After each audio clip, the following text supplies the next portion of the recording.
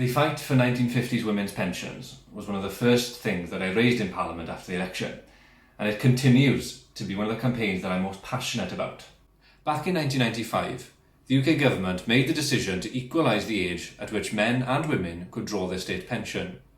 The plan was to raise the qualifying age for women to 65 and to phase in that change from 2010 to 2020. But the coalition government of 2010 decided to drastically accelerate that timetable, and under the 2011 Pension Act, the new qualifying age of 65 for women was brought forward to 2018. 5,000 women in Ceredigion were impacted by these changes.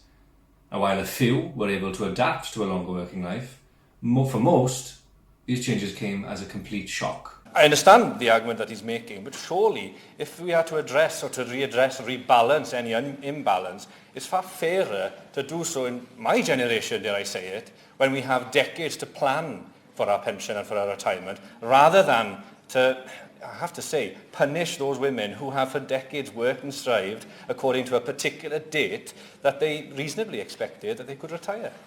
I've been determined to fight for some justice for these 1950s women. Back in 2018, I arranged several public meetings across the county to raise awareness of the matter, followed by a series of practical workshops to help and to encourage constituents to write a letter of complaint to the government.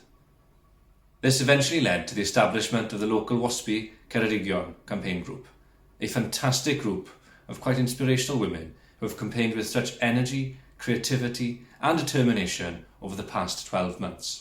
I'm one of the 5,000 women in Ceredigion who was born in the 1950s, and I've lost up to 6 years of my state pension because of government legislation. We 1950s women often feel that our plight isn't on anybody's agenda, but Ben was different. When I contacted him, he immediately swung into action.